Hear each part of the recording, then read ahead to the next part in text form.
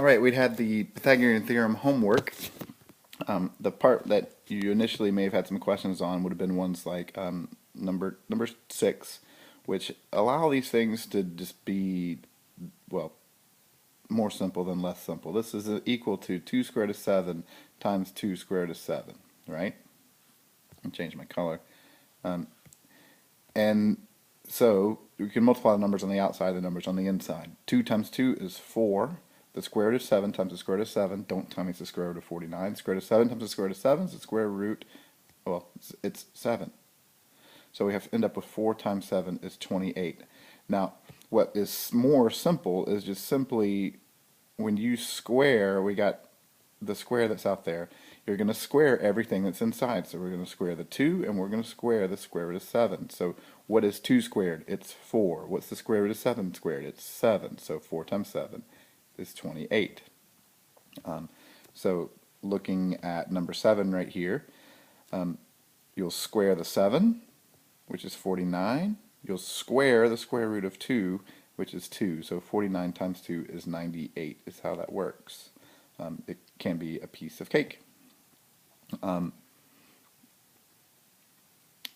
I'll show you answers to all these in just a second. The other part of it, what's going to show up on your quarter test are basic Pythagorean theorem questions like these, but just make sure I'll do number 17 with you because you probably have more questions on it. So let's 17 and 18 specifically, then 15. Let me do these with you right now. All right, number 17. This is actually an important one that we'll be talking about a lot.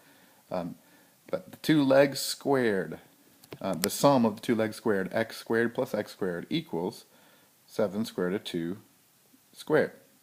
Actually just squared 7 squared root of 2, didn't we? So x squared plus x squared, if you had one x squared, you add another one to it, you have 2x squareds. And then we square the 7, 49, square the 2 is times 2. So we have 2x squared equals 98. Okay? Now, we're getting this x by itself. So 2x squared equals 98. We have to divide by 2. Let me slide over this way. So 2x squared divided by 2 is just simply x squared. 98 divided by 2 is 49. Oh, sweet. That's the perfect square. Now, we need to take the square root of both sides to get rid of the x squared.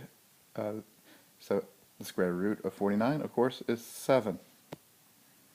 Take a look at number 15 with me. X squared plus 5 squared equals the hypotenuse squared, x plus 1 squared. Alright, so now we have x squared plus 25. Now, this is where most of you are going to make a mistake. And this is the one where I've been telling you that if you square a binomial incorrectly, if you just told me that this is equal to x squared plus 1 like this, I mean this when I say this. I will, when I'm dead and gone, I will come and haunt your children's grandchildren and their grandchildren. Your descendants will pay forever if you make this mistake for the rest of the year with me. You don't, when you square a binomial, you don't get a binomial.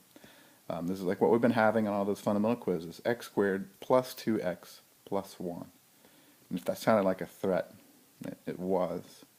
Alright, so now you get the x squareds together. Oh, nicely, those x squareds get rid of themselves. We have 25 is equal to 2x plus 1, and you can solve the rest of that no problem and get that x is equal to 12. Okay, so on this first set of questions, these were the answers.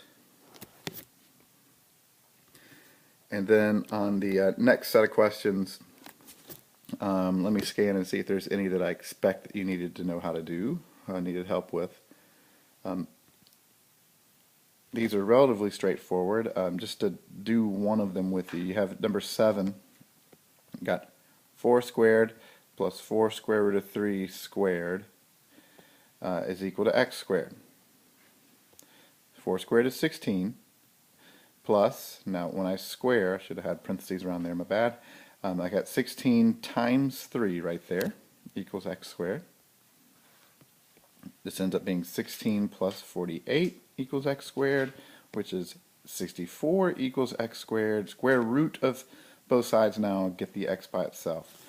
We get x equals 8. So there you have it. These are the answers then to the other parts of your homework. Basic ones like, and I say basic, I'm just talking on your, there's 2 of these on your quarter test where I give you a triangle with 2 sides, you got to find the third side. That's basic Pythagorean theorem.